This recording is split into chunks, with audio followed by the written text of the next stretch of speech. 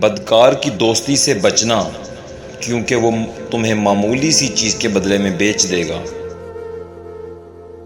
کسی کے ایمان کا اندازہ اس کے وعدے سے لگاؤ۔ اپنی زبان کی تیزی اس پر مت چلاؤ جس نے تمہیں بولنا سکھایا۔ غربت انسان کو اپنے ہی شہر میں اجنبی بنا دیتی ہے۔ اس دوست پر بھروسہ کرو جو مشکل میں تمہارے کام آیا ہو۔ دو اعمال ایسے ہیں جن کا ثواب کبھی تولا نہیں جا سکتا: معاف کرنا اور انصاف کرنا۔ ہر بات پر ہاں میں ہاں ملانا منافقوں کی عادت ہے۔ جب کسی کو کسی سے رشتہ ختم کرنا ہو تو سب سے پہلے وہ اپنی زبان کی مٹھاس ختم کرتا ہے۔ جو ذرا سی بات پر دوست نہ رہے، سمجھ لینا وہ کبھی دوست تھا ہی نہیں۔ مجھے مایوس ہونے والے شخص پر تعجب ہوتا ہے جبکہ اس کے پاس استغفار کی قوت موجود ہے۔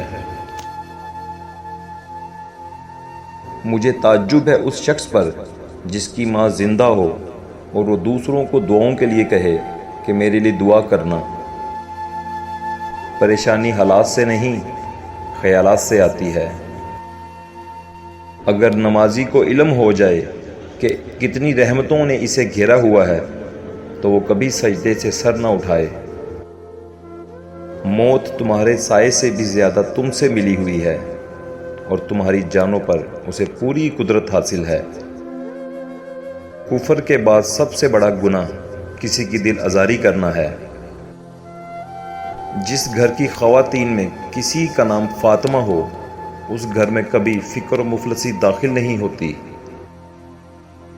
اگر تم نے کسی گناہ کو انجام دیا ہے تو توبہ کے ذریعے اسے مٹانے میں جلدی کرو۔ جس نے امیدوں کو دراز کیا، اس نے عمل کو برباد کیا۔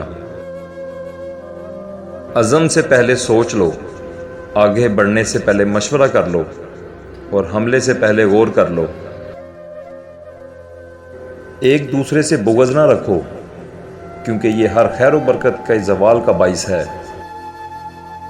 اتنے خشک نہ بنو کہ توڑ دیے جاؤ اور اتنے نرم بھی نہ بنو کہ نچوڑ دیے جاؤ۔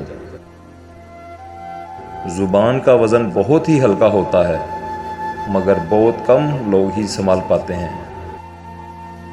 شک کو اپنے اوپر غالب مت آنے دو، ورنہ تمہیں دنیا میں کوئی ہمدرد نہیں ملے گا۔